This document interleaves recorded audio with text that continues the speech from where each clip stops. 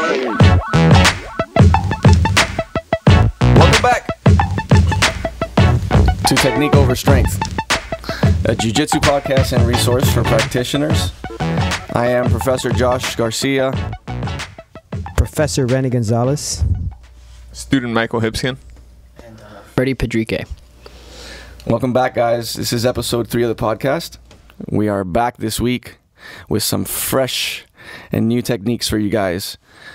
Some of you guys might be able to use these techniques if you're, even if you're more advanced practitioners, as a sort of recap, guard maintenance, if you will, for your spider guard. So we're going to start it off going over drill number 1. This week we have 4 drills to get you started playing spider guard. we gotta get the effects so that way it becomes cool. Yeah, if you watch the video, there'll be like effects. Spider-Man coming out, you know, and catching the spider grips. Yeah. So guys, the first drill we do is basically just getting into the spider guard. It's our setup of double sleeve grip, opening up your guard, shrimping to both sides and getting your knees inside in that wedge position. It's very important to be able to get your knees on the inside on that position and your hips, or rather your feet on the hips, before you start setting up your spider guard, aka foot on the bicep. Yeah. I think you have to be, you know, you need to shrimp up to the side so that way you can actually get your spider in there. You can't just open the guard and expect to be flexible enough to put your feet in reach. I guess if you're, you know, if you're very flexible, then you'll be able to do that. But most of the times you have to shrimp out to the side in order to be able to, in order to get the angle to put your spider in there. Yeah, I think a lot of people have trouble initially with the spider guard, putting that foot on the bicep, just because they can't really set it up. And every time they try to put that foot on the bicep, maybe they try to set it up from like a closed guard, people just smash through their guard. Yeah, and that's the thing. It's the spider guard becomes weak once you, at the beginning in the original setup. So if you don't take the proper steps, as soon as you open your guard and try to just place your foot on the bicep, the person could smash it down and pass your guard, and you know, we don't want to do that now. So since this is for beginners, let's take our time and explain what the spider guard is a little bit before we start doing into the drills. Oh, you don't know? Yeah, I've never. Yeah, so I've never heard of a spider guard. Yeah, so spider guard, basically, it's also referred to in some circles as foot on the bicep, because basically what it is, it's just putting your foot on the bicep. But with the grip. Yeah, with the grip. With the sleeve of course, grip. Maintaining control of the sleeve grip and placing your foot on the bicep, creating leverage and allowing you to better control your opponent. From my understanding, spider guard was developed by Draculino, and Baja team. Yeah, but there's specifically 2 guys that developed the foot on the bicep. It's because they had really short legs and they were smaller than everybody else. So they were having trouble playing guard. This is the way I heard it from Draculino. They were having trouble playing guard, like traditional guards, against these big guys. So they had to figure out a way to use their legs to evolve. Yeah. Control the upper body. Yeah. Nice. To evolve, and then really it's to evolve their open guard game. Because I mean, if you're in the closed guard, that's, you know, one type of game. But the spiders, the lassos, you know, the collar sleeve kind of controls, all of those are once you get into the open guard game, which I'm sure you're gonna have to develop with good guard passers. You know, people are you can't expect to just hold them in the close guard, and you know, eventually they're going to be able to stand up open. So that's when the spiders and that type of game comes into play. Allows you to have some nice leverage. Correct. Yeah, it's a really good guard to start off with if you are just playing around with open guard. If you're traditionally a closed guard guy or gal, and you want to experiment a little bit with your open guard, starting to progress a little bit, it's a really good guard, I think, in my opinion, to start off with. There's other guards you can play, you know, De La Hiva or Lasso, stuff like that. But in my opinion, they're a little bit more complex. And that drill, the first drill in the sequence, is actually very good to get from the close guard into, you know, feet on the hip, and then into whichever other guard you're going to use, whether it's spider, lasso, collar sleeve, whatever type of control you're going to use. So it's a really good drill just to get into that. Yeah, and just in general, like, it teaches you how to use your hips, how to like move your hips out to the side. And even if you're not going to play foot on the bicep, eventually it'll tie into another type of guard, to De La Hiva or something else, because just you need that hip mobility. So it's a good point. So how does that first drill start again? You start your back, close guard. Yeah, so the first drill is on your back, close guard, double sleeve grip, right? And then you have to open up your guard, put your feet on the mat. Turn to one side, shrimp, bring the knee inside, then flare the knee out. Once you flare the knee out, if your opponent tries to pass at that time, that's when you keep the grip and keep the knee flared, and then that would actually stop him for a second. Nice. And then now once you bring both in, even if he stands up, now you have both feet on the hips, you can set up double ankle picks, or you can set up like load up Tomonagi style sweeps. So it just opens up, or you could just stretch out and get your spiders or get your lassos. Yeah. So the first hip ends with the knees in, or do you move on from there? Well, yeah, the first drill, you end up getting into that feet on the hip with the knees flared position, which is a really good control position. But then you want to put the foot on the... Yeah, we go into spider. Cause then what you do is, once you get to that foot on the hip, you do one more shrimp so that you can put your foot on the whichever side it is that you shrimped out to. You can put that foot on the bicep. And then the way we did it on the video is we went into like a double spider control, and then that way you could actually switch from side to side to drill that hip mobility, yeah, basically switching directions. Both feet, one in each bicep. Correct. But in reality, when you play spider guard, generally you don't play with both feet on the bicep. I think that's originally the way it was sort of created, but as it is evolved, people have discovered that it's a little bit more efficient to play with just one foot on the bicep, because when you go 2 feet on the bicep, you kind of lose a little bit of leverage there. I think that's when the lasso comes in. Yeah. And then you do one spider and then one lasso. That way, just, the spider, you want to pop it from underneath. So if you have double spiders, you can get underneath both and pop it. But once we get lasso and spider, you have to pass the lasso differently. So even if you pop the spider, now you got to deal with the lasso. So, but the drill, the way we show it, so that you work on the angles, is from the double spider. Yeah. Where do we go to next, Professor? All right, so drill number 2 is spider sweep number 1. So the name of the sweep is actually number 1. Like Chinese special. And just like the special, yeah. So I think the first time we heard of the name, the number 1 sweep, I think we got it from the Maich house, right, Rennie? Or had you heard it somewhere else? I've heard it just as a spider guard sweep. They just called it the number 1, number 2, yeah. Just because I guess it just made it easier for them to drill and remember. So we are stealing the name number 1 from our good friends and training partners, the Maecha brothers, Brian and Javier. Kevin. Brian and Kevin. Sorry, Javier. And shout out to ACBJJ.com. They actually have some great instructionals on just spider guard, lasso guards, and stuff like that. Well, actually, not just on that, but they focus a lot on that, spiders and lassos.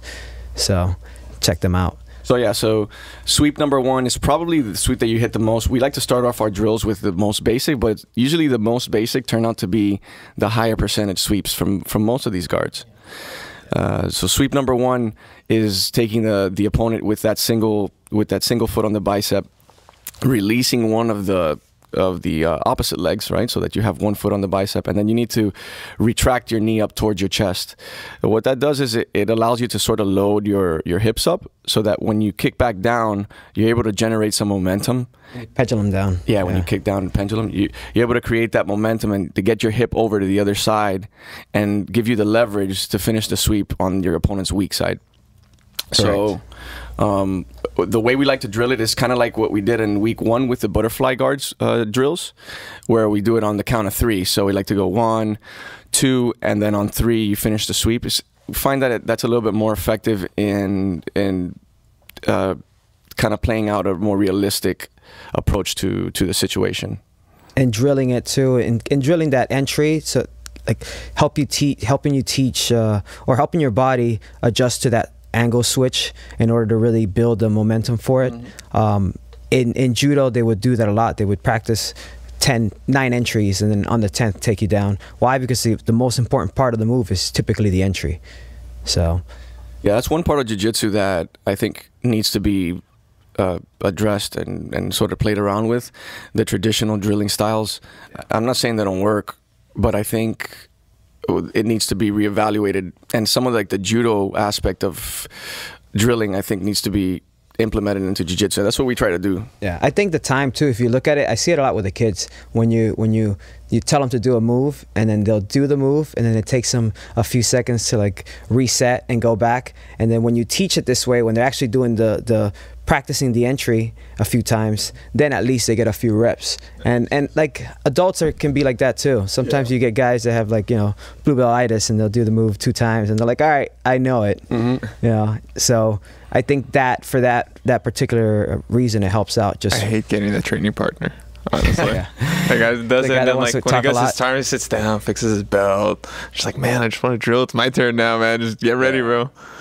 There's some guys that just like to talk. They just come to class to sort of, you know. Well, you got to remember, jiu-jitsu attracts different, you know, people come from different, you know, walks of life, and people have different needs, and everybody wants to belong. So I guess that's why. Wait, am I being that guy that talks too much now? You're defending that guy. All right, never mind. Let's proceed. So yeah, so on the count of 3, finish spider sweep number 1. Make sure that it's a good idea to look over the shoulder. It generates a little bit of extra leverage when you're finishing this sweep. And if you're having a little bit of trouble visualizing the movement in your mind, just think scissor sweep. This is very similar to a scissor sweep. Scissor sweep with a foot on the bicep, and then So if you're familiar with scissor sweeps, you should be. If you've ever trained jiu-jitsu, you should have hopefully been taught a scissor sweep, or you should have at least seen one on YouTube or something. That is kind of the movement that we're going for here with that spider sweep number 1. All right. Then we move on to the third drill, which is very similar to spider sweep number 1 because it starts off with the same movement, right? And then we sort of see a very common counter, which is to base out and avoid the sweep. Same counter that you see when you try a scissor sweep. They try to open up the knees, base out really wide. So what we like to do is come back, anticipate the movement, and come back with the bottom leg now, and then apply the omoplata. So this is a movement this one you definitely need to drill like 3, 4, 5 times before you even lock in the omoplata. I think, in my opinion, like locking in the omoplata is the easier part. It's actually getting into that angle, getting the correct angle too, getting your foot in front of their face, and then making the switch. Once I can get my foot in front of their face on the omoplata, I feel like I got it. Yeah, you also got to control that arm really well, though. It's easy to, as you're getting your foot over, forgetting the arm, and the elbow just escapes, and for sure, you're like, damn it, now you got your back turned and your guard passed. And yeah, it's a good way to feel dumb. Yeah, I think this also plays into what we spoke about the last podcast about triggers. When we try the spider guard sweep number 1 and they defend in certain ways, that way you have to use that as a trigger to then set up your next attack. If you're going like maybe white, a blue belt, or the person's not familiar with the game, you may try the spider guard sweep and actually catch them. But maybe a spider guard player is going to try to defend that sweep, and then that's when you use your trigger and you attack your omoplata and set it up.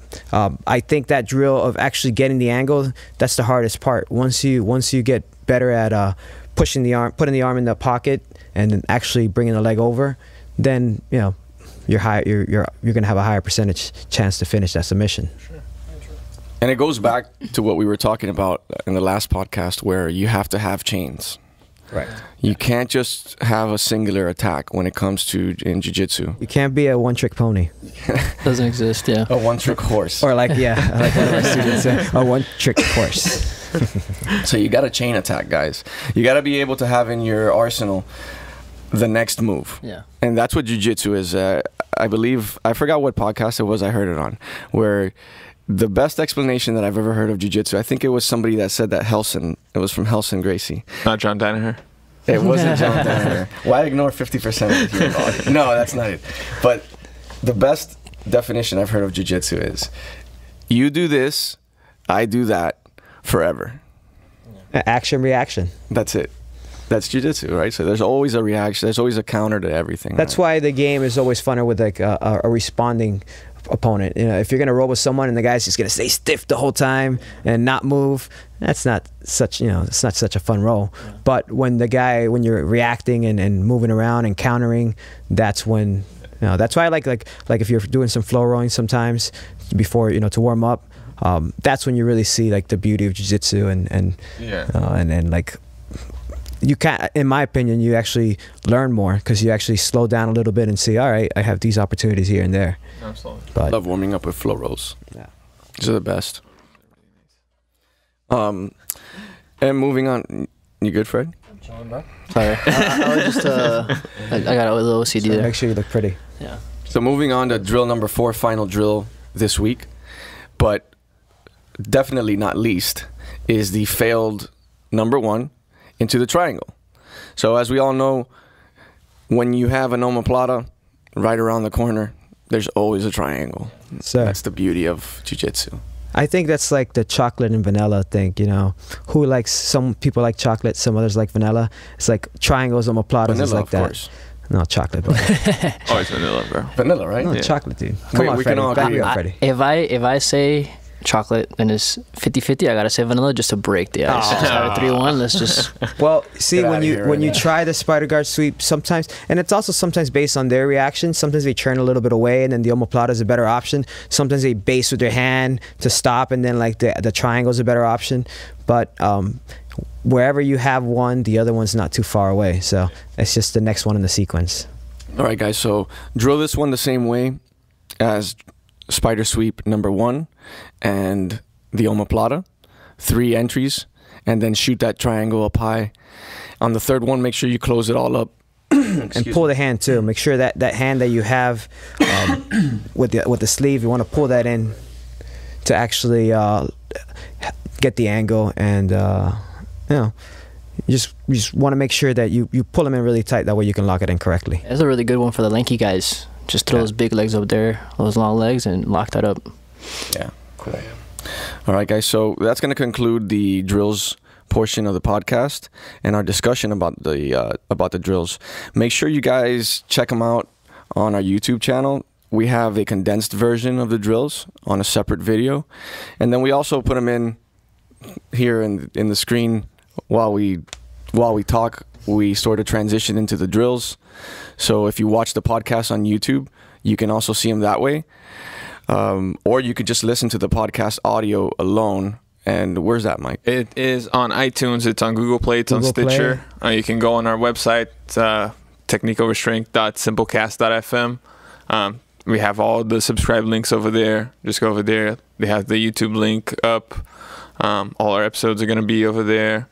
We're getting it looking nice and clean, and yeah, making it easy to access. Yeah, our YouTube page is going to have the whole podcast, and if you have the 40-45 minutes to listen to the whole podcast and watch the videos, cool, please do so. But we're going to have those short versions of just the drills, and then a lot of times when you watch a drill, you're going to want to come back to it and kind of study a little bit more. Like Freddie was saying, you might do it in the morning, or you might watch the video earlier and then go train, try out the drill, and then come back and say, oh, hey, I might have missed a little detail. So that's why we're doing those short clips. That way you can, kind of get to the actual move and study that portion.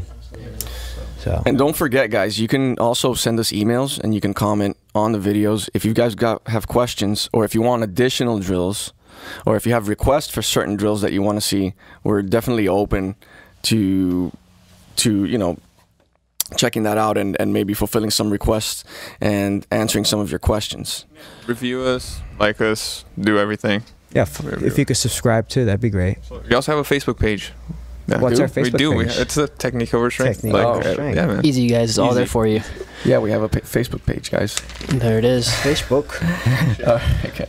So let's move on to BJJ news. Let's check out what we've got coming up. From Freddie from BJJ News on YouTube. It's a BJJ World News. BJJ World TV. BJJ World TV. Make sure you check them out. They got some really cool videos. Yeah, we do keep you guys up to date, nice and short, nice and sweet, with everything that's going on in the jiu-jitsu world. Yeah. That's how we like news now. We like short clips. Like, we look at a video, it's like, this is going to be 15-20 minutes. I don't have time for that. Yeah. But if it's a few minutes long, 5-6 minutes, all right, I'll get caught up. It's the age of information, man. You have so much information nowadays that you only have time for what's important, and you don't have time for all of it. Just had Euros, right? Just had Euros, the European Opens, yes. Last week? Yeah, last weekend. Yeah. Crazy stuff. I'm not surprised with a lot of the results, man. A lot of the guys who I thought would come up on top, and they're coming up top, man. What was the upset? I saw it on Flow Grappling. I saw the ad for it. Tommy Langacker. There you go. That guy's a monster. I watched the match though. I feel like I don't know if Erberth got hurt or something, but when Tommy caught that triangle, I just feel like he tapped like really It wasn't fast. locked in. Yeah, he wasn't locked in all the way, and he maybe he I don't know. I think it was a Kimura. It was just funny because we were showing that last night. I think it was that yeah, like that wrench or triangle armbar. Yeah, but not. I don't even think it was an armbar. I think it was like a. What was it that shoulder Ruben lock. called it? The corkscrew. I think that's what they call it, a corkscrew armbar, where it's just you pull the arm across and kind of like a Kimura grip. That's what I think it was. It's hard to tell from the. Yeah, video. you know what? The camera angle was from the back, so all you saw was the triangle getting locked. Yeah. So I was kind of wondering, like, man, it looked like the triangle wasn't locked in, but that would make sense if it was an armbar attack. But you can do it from. Our from arm's that so position. vulnerable there, man. Like you don't have. If you do that cricket guard and just lock the legs up there, I feel like it's so easy to just finish the fight. You know? Yeah, I like getting to that position. From control, you could sweep. It's amazing. It's amazing. And like you said, you didn't even have to lock in the triangle all the way. You could finish with like a straight arm bar or what you guys are talking that little corkscrew, whatever it's called. That's pretty cool. How about my boy Keenan? We were talking about Keenan. Your boy mentioned. That's my boy. I mentioned him last week. I said Keenan's making his first run in Euros. I believe it was in 6 years. Yeah, at Black. I think It was his first return. Or sorry, not his first return, but his return in the last 6 years, and he goes undefeated. Yeah. I think he submitted everybody, if I'm not mistaken. Yeah, man, that's nasty. The lapel back, master. Yeah, man. Submitted all in the black belt division. Yes. Yeah, I think he submitted. He had like some he went down omoplatas to white and belt. stuff. Sandbagger. Yeah, he went down. He signed up. Sandbagger. Say no to sandbagging. Yeah. Yeah. Man, it's some of those guys. They just go into another level, and Keenan's been working his game, and again, implementation of game. Yeah. So if I'm sure, like, worm guards, lapel guards, all that stuff. Whether you think it's annoying or whatever, it's still part of the game. Complex, man. Yeah. Very so complex. you have to study it, and if you get very good at it, you get people locked into that game. You get them frustrated, they make a mistake, and take advantage of it. Yeah. Get caught. And he actually closed out with Lucas. Yeah. Absolutely. Yeah. Those guys. Yeah, I saw that post of them closing out the division. Which leads us to Lucas again. Didn't he just win Nogi Worlds? He won Nogi Worlds. Yeah. So he's on a tear. I think he double golded at Nogi Worlds. I mean, this guy's on a tear. He's in berserker mode right now. Berserker mode. I like that. Like Jocko Willink. Who's gonna? I didn't even know Jocko said that. Yeah, he's got this thing called. Jocko, stop biting my style, Jocko. If you got you got a problem warfare. with my style, Jocko, come on the podcast. We can talk about it. Come here next two Thursday from now. We're gonna have Jocko Willink on the podcast. Guys. He's flying down. You're making promises I don't think you can keep, buddy. He's in California. But he's got in his video. He's got it. I was actually listening to it before the Nogi Worlds, and he's got this track. It's called Berserker Mode, and it's pretty cool to get pumped up like right before competition. Lucas has a track. No, Jocko, man. Jocko Willink. It's a music track.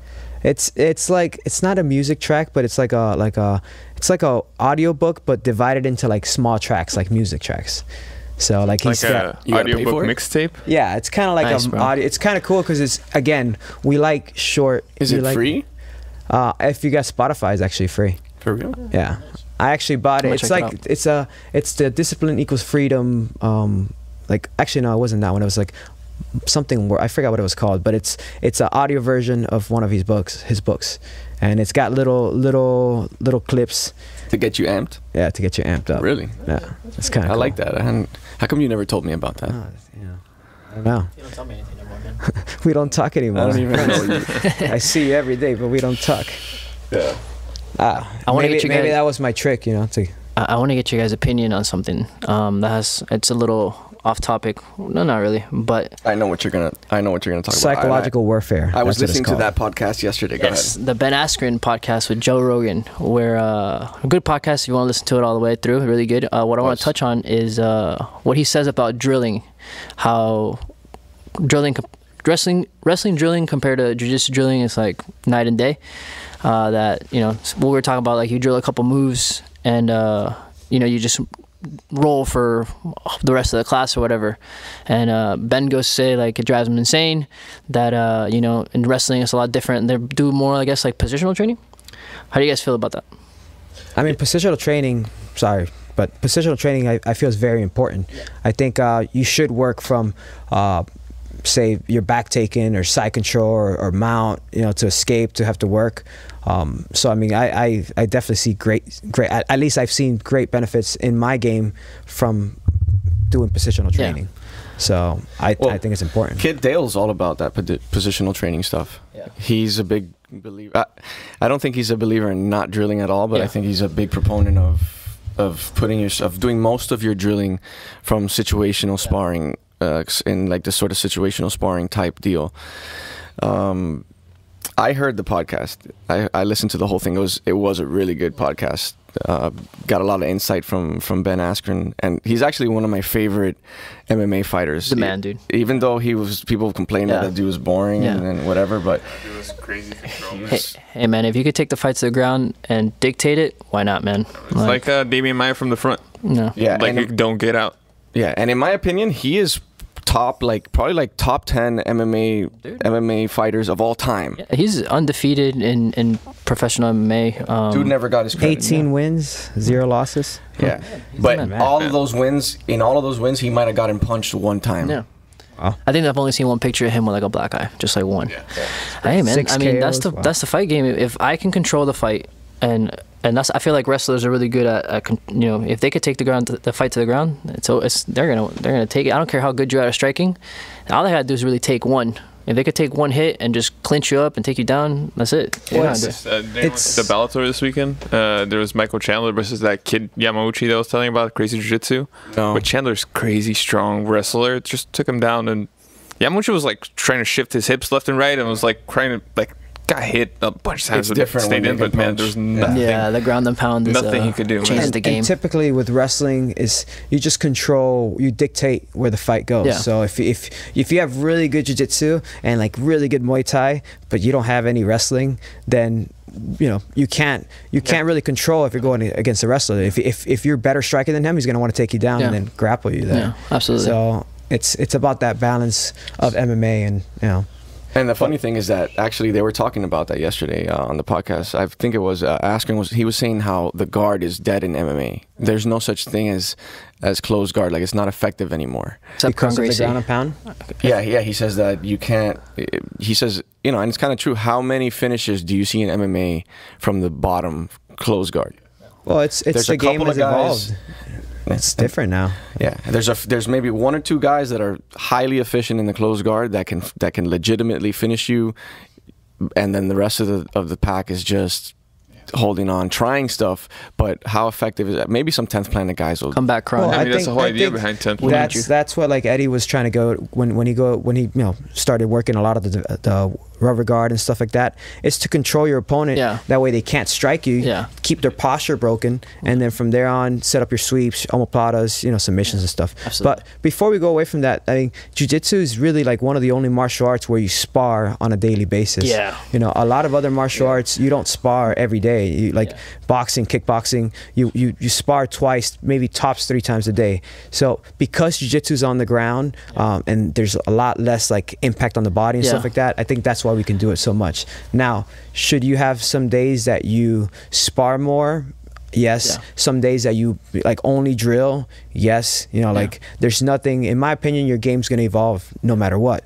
But I think it would be good to have like, you know, or to 2 days that you focus on drilling and then lighter sparring, and then like maybe 2 days or 1 day out of the week that you go really hard and spar. Because how do you feel like the old school guys used to probably drill like a whole bunch, you know? I feel like we're getting away from jiu-jitsu? Yes. I think that statement about schools not drilling a lot is very subjective. Yeah. I feel like that depends highly on what school you are in, because we drill a lot, and I know that we're not the you know, we don't drill the most. There's guys that drill more than we do, But we don't just come in and be like, okay, guys, let's do some jumping jacks, and then we're gonna drill the technique 5 times, and then we roll. That's not the way we run our program. And I don't know a lot of people who really do run the program that way. I haven't seen that. I used to see it. Maybe I've seen it once or twice, but I don't really see that in jiu-jitsu schools. I mean, I've seen it a little bit, but definitely not the way we run our program. We try to run our program with like plenty of drills. We do situationals. We try to mix it up because we understand the importance of drilling with efficiency or training with efficiency. Yeah, of course. Like you've only got 60, maybe 90 minutes a day to train. You got to be efficient with it. You need to make the most out of it. And then that's where the situational drilling comes into play. That say you have a really good guard and you never get your guard passed because you have a really good guard. You know, when do you ever work your back escapes? Yeah. When do you ever work your mount escapes? You have to work that too. So you don't want it to happen in a tournament that somebody actually passes your amazing guard and then you're like, okay, now what? And then they control you, they hold you down and win on points. Yeah, and absolutely. Yeah. I think something that that it's a huge point. Ben fails to maybe not recognize this, but they don't talk about it. Wrestling and jiu-jitsu are so different. I mean, wrestling is like a high school, college sport where these guys are like, they're getting looked at from years and years to get scholarships and stuff like that. I'd agree. Yeah, jiu-jitsu's it's a hobby. It's a hobby thing for most people, Not everybody's trying to become a world champion. Usually if you're a wrestler, it's really hard and you're doing wrestling because you want to be an Olympic wrestler. Well, it's the age of the sport as well. Yeah. Wrestling is hundreds and hundreds of years old. It's an Olympic sport. Yeah. It's been established for decades. There's been programs in place through high schools and middle schools. So this is it's a staple in our culture. Absolutely.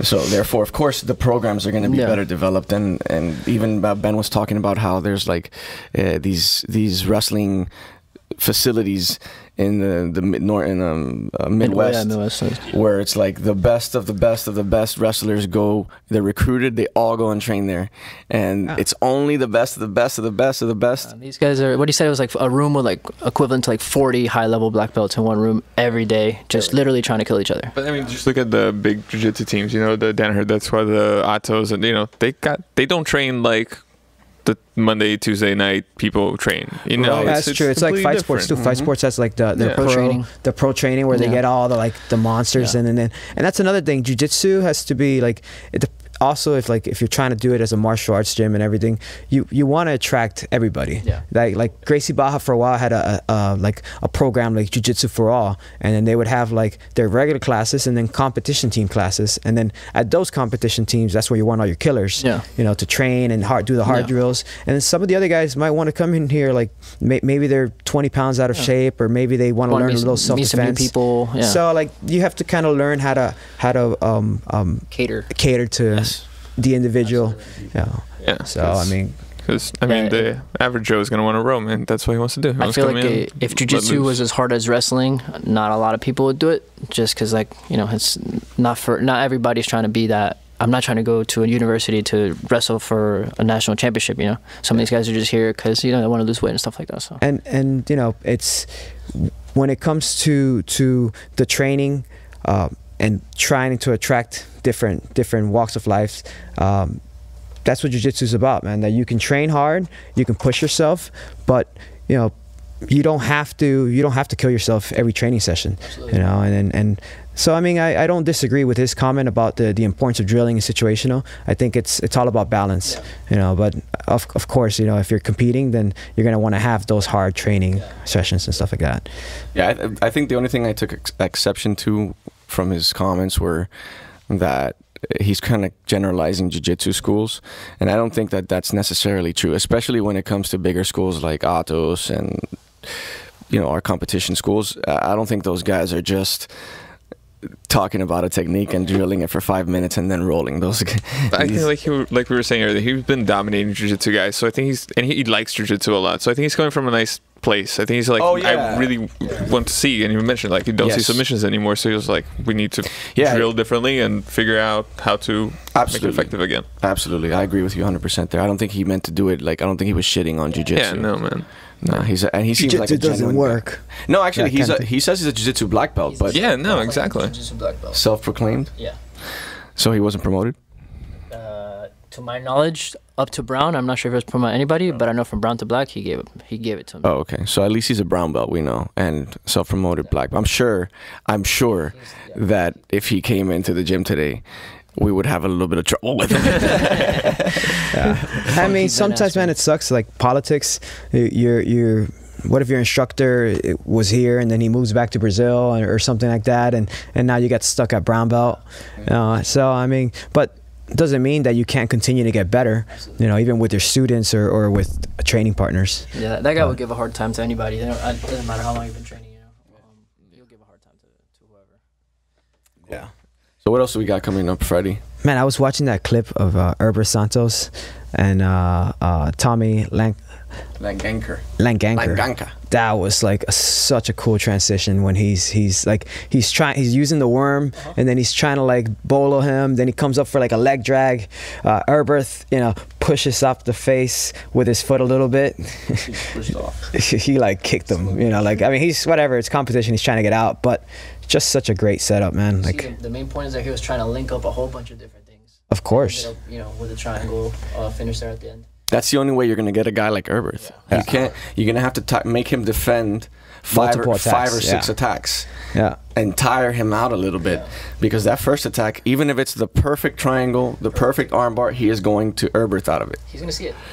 Well, no, and it's fine. He's going to see it, and even if you lock it in, he will. I don't care how strong you are. He's going to be able to get out of it. It's finished. He was coming up. He was trying to do. He went for a bolo. Then he tried to get the leg drag. He keeps the hand on the grip on the pants. Comes up to the collar and then sets up like a triangle entry. You know, it's nothing too crazy, but he had been attacking multiple attacks before, so it's that whole setting them up and you know, setting those traps. But great match. That was impressive, man. So what other news do we have? Anything else? Coming The biggest thing that just was announced yesterday: Jake Shields, the American Gangster, versus Kid Dale, man. Oh, nice. Pro 60. The Australian Gangster? Is that what it is? Is that his nickname? Something like that. I don't know, man. Jake Shields is the man, dude. I've been watching Jake Shields forever. This is gonna be awesome. They're fighting February 10th. February 10th. So that's 2 weeks from. Yeah. Today's the 24th. Yeah. It's American Jiu Jitsu versus Australian next Jiu-Jitsu. weekend. No, the following weekend. So that's like 2.5 weeks from now. Cool. Yeah. So what do you think about that? How do you think that's gonna play out? I gotta go with Jake Shields, man. I can't. Kid Dale's he's a man and everything, but I don't know. Jake Shields just on another level. You think experience? Yeah. You're going based on. And even Jake Shields beat Dylan Dennis at Submission Underground. Jake Shields is no slouch, man. Like he's also a you know, top level competitor in Jiu-Jitsu, MMA, so you know he's going to take it serious. He's going to train hard and show up in shape. Kit Dale, man, is such a unique character. I really like his persona. I think he's got a really cool thing going over there, but it's a unique character because of the fact that he's in Australia and like the whole thing of him not having like the highest level training partners, yet he's still has improved, and he shows up to like the worlds and performs well. Even if he loses, he's losing against like top level guys, and not to mention the guys that are coming out of the school now. Yeah, Craig Jones coming, just a nobody, quote unquote, a nobody, right? Coming out of a small school, and that makes two guys who knows what other monsters are in that gym that just haven't made a name for themselves yet because they haven't made a viral video or something. So they haven't caught a crazy submission yet. Yeah, so that's, again, we were talking about that I think in first episode, where it doesn't really necessarily, you don't have to have a bunch of black belts on the mat to get good. You can train yourselves, you can get your team, and you guys can develop a good training plan, good drilling protocol, and stick to it. You can improve, and before you know it, you guys can be at a really high level, and you don't necessarily need 100 people on the mats at all time. You can have your small crew of guys, and you can drill, you can grind, in silence, use whatever resources you have available, listen to your instructors, and you can get good. You know, you don't have to be a part of Atos. And you don't have to. Another thing is that, like, if like guys like Danaher, like, it shows you don't even have to be like, your instructor doesn't even have to be like a world champ or like the best guy in the world. Like, even like Danaher, that podcast with Joe Rogan was awesome, so much information. But What even podcast? with even with like, You mean the he talks about experience? him not being able to do some of the moves, and him like having his students show the move. He would teach it to them and then have them show, like, so I mean, you don't have to constantly be rolling with like a world champ to become a world champ. You just have to have the tools, and then, you know, obviously you got to put in the work. You got to put in the time on the mats. If you're training 8 hours a day as opposed to the average hour, 2 hours, you know, like a hobbyist, it's not going to be the same. But with the right structure and guidance, yeah, you can go a long way, even if you're all the way in Australia. You know, so Sort of like about this martial art, you can't really like lie. You know, you gotta. The only way you could, as much time as you spend on the mat is what you're gonna see, and everybody's gonna see. You know, I feel like other martial arts, like you break a, like, no, I'm not making fun of any martial art, but, you know, break a piece of wood and, you know, you're a black belt. That's cool and everything, but how you gonna do on the streets? You know, I feel like if I can break that piece of wood, imagine what I can do to your sternum. Freddie, how are you going to do on the streets if the guy's not wearing a gi and you can't warm guard him? if they're wearing a suit, I'm good. If they're wearing a Dude, a guy from the street's not going to be wearing a suit. little zipper hoodie, I'm good. Okay, he might be wearing a zipper hoodie. No, I think I have it packed. I feel Did like you I watch would- the Henry Gracie t-shirt defense? Because you're going to need that. Oh, for women? Yeah, I should probably learn those. Those For are actually everybody. those are pretty That's good actually chokes. awesome for anybody. I actually I didn't think that you can use shirts to choke people like that, but that's actually a nice little thing they got going. I like that. Choke someone with anything. Self-defense, man. Like, yeah, use a t-shirt. You know. Sounded a bit too short there, Josh. I feel like it's gonna be a thing that I'm just a gi guy. I just want to put it out there. I train in the gi more, just because I train in the mornings twice in the gi, but every other day is no gi for me. So I train just as much, guys. I don't get it twisted. Dude, you're wearing. Don't try to set up the super fight. You're wearing a Fake C. news. Ryan Quinn shirt as you say you train more gi. Shout out to Ryan Quinn out there in Astoria, New York. In Queens, man, I'm gonna let him know that you just said that you don't like the no gi. I said I love. He's gonna heel hook you with his eyes. He's just gonna look at you and like you're gonna tap from the heel hook. He's the man. Yeah, you don't want to mess with him. He definitely is not a gi guy, but I think he can still destroy anybody in the gi. I've seen him destroy guys in the gi too. It's obviously it's a different game, but like if you're gonna Kimura, you're gonna triangle, you're gonna leg lock, you're gonna do things like that. Like it works the same. Yeah, but I'm gonna let him know you said you don't train with a no gi. That's right, guys. Pajamas only. Also, so if you think I'm lacking in my skills, let's set up a super fight. Try me. I don't need lapels, bro. But lapels are nice, Run guys. up on Freddie. Run up on me, son. Freddie. I just wanted to let you guys, look at my boy Keenan, bro. No gi world champion. Yeah. That's true. No lapels, bro. No lapels. That's true. No lapels, man. Well, before we start wrapping things up, let's talk about the ACBJJ tournament. Yeah, dude. That's Because awesome. those guys are producing. I went on an ACBJJ YouTube wormhole a couple of days ago. It's free. It's free. It's amazing. Where The are they match- out of? It's like Russia. Absolute Championship. You fight bears. Oh, on Burkett. them. Yeah. Dude, amazing tournament. I mean, they just seem to be getting the top of the top guys. They must be paying them well. Yeah, man. I don't know how that money To fly them out there. Yeah, it is Russia. It's actually in Sao Paulo. This tournament coming up. It's actually this Friday, January 26th. It's in Brazil. But yeah, the previous ones have been in Russia, and man, these guys are just signing the best people, man. Felipe Pena, Buchecha, Leandro Lowe. Meows. Oh, he had a crazy match in the Europeans too, Felipe Pena. He got caught like in an armbar. It looked like it was gonna pop, and he managed to escape, take the guys back, and then choke him out. He's Like, the man, dude. yeah, A lot of people are saying Scary. he's the best no-gi grappler in the world right now, arguably. But He beat Gordon, right? he beat Gordon Ryan. So I mean, he like, lost to Yuri, who Gordon Ryan beat. I know jiu-jitsu math is not a real thing. Yeah. Styles. But yeah, Styles. But hey, those are good arguing points, you know. But yeah, I'm a fan. He submitted everybody at his last event at ACBJJ. yeah, these guys are actually paying the ACBJJ. They do, even at white belt.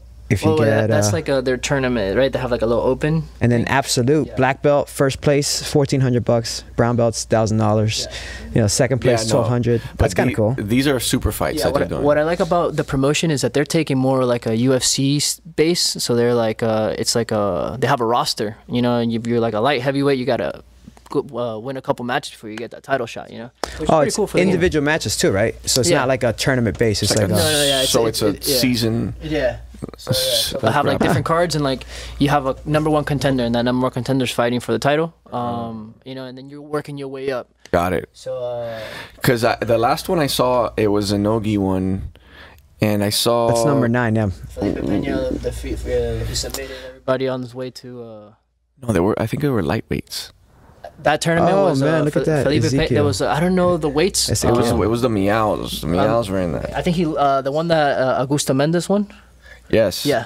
So he just that was the same tournament, but they had it was Different 2 weight weights. classes. So the one weight class was Felipe Peña, so he won that one, and then Augusto. Yeah, they had 60 kilograms and 95 kilograms. Yeah, I'm watching. that one the other Oh, day. is that Estima? Is he organizing He's that? the commentator, but he's And actually Drysdale. competing. He's actually Nice. competing this weekend at the tournament. He's Oh, yeah? fighting a new generation black belt. I don't want to mess up his name, man. It's like Mateo something. In the That's gi? cool. They got I think it's no gi, bro. I'm not sure. It could be the gi because like they're training in the gi. It seems like. But yeah, usually it's like gi. Last tournament was no gi, so it makes sense. the that this one could alternating be like gi, yeah. no gi. They have Lucas Lepre fighting this weekend, and it's all free, guys. It's on YouTube. I would definitely check that out if you have some free time. Yeah, it's like a 5-hour. Locally, what would that be I mean, on? it's in Brazil, so what's the time difference from here? 1 or 2 hours of that. I think that was 2 2 or hours? 3. 3 I think hours? it's 3 right now. Cause 3 ahead. Yeah, because they're in summertime over there. I gotta So check. So they're 3 hours ahead of us. So if it's playing at 8 o'clock there's 5 o'clock here. Nice. Okay. Yeah, we'll keep you guys posted on the actual times. I don't want to give you guys the wrong information. Have you covered that on BJJ World TV? I've done past events. They're really cool. They've given me a whole bunch of stuff to do, like highlight videos for them and stuff like that. Awesome. Nice.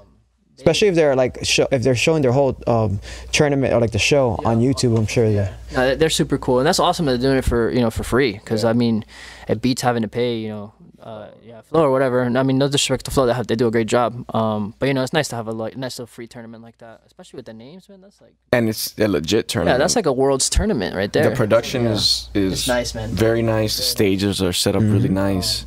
Yeah, it's cool, man. I think it's cool what they're doing. It's like the first, so I want to see how this goes with this little UFC format they got, and challenging for belts and all that. I think that's cool. It could be big, really big for the sport, you know. Nice, man. So make sure you check them out, ACBJJ.com, and check out their events on YouTube. Really cool stuff. Cool, man. All right, guys. So with that, I think we're gonna wrap this episode of the podcast up. Episode 3 in the books. We'd like to give a shout out to Carlson Gracie Miami, our HQ, Buyu. We see you in Brazil. Osss. Yeah. BJJ Nice time. World TV, Technica BJJ, Hipskin Productions, and Inverted Gear. Anybody else, guys? Did I miss anyone? Inverted Gear. Yeah. Check out that gi looks really nice on the gi we use to record the drills. So make sure you check out Inverted Gear, Professor Josh's gi sponsor. Check us out on iTunes, Google Play, Stitcher, YouTube. That's so cool. Now you could just go on iTunes and type in technique over strength, and there we come out. And if you subscribe, you get the new episodes straight to you. Don't need to do anything. Yeah, make sure you subscribe. It gives you a little notification, and every 2 weeks you get a little notification on your phone, and you can check us out. And then make sure you subscribe to our YouTube too, so you can check out the videos. Once again, if you have any questions on the moves, you can message us. We're on social media. We're on Facebook, Instagram, and then YouTube. So, and if you have any requests for any moves you'd like to see, go ahead and send us a message too, and we'll try to make it happen for you. Yeah, hit us up, man. We're out here. We're out here doing things. Cool. So we hope you guys have a great week. 2 weeks of training. Stay safe, guys. Drill hard. Keep it going. Osss. Osss.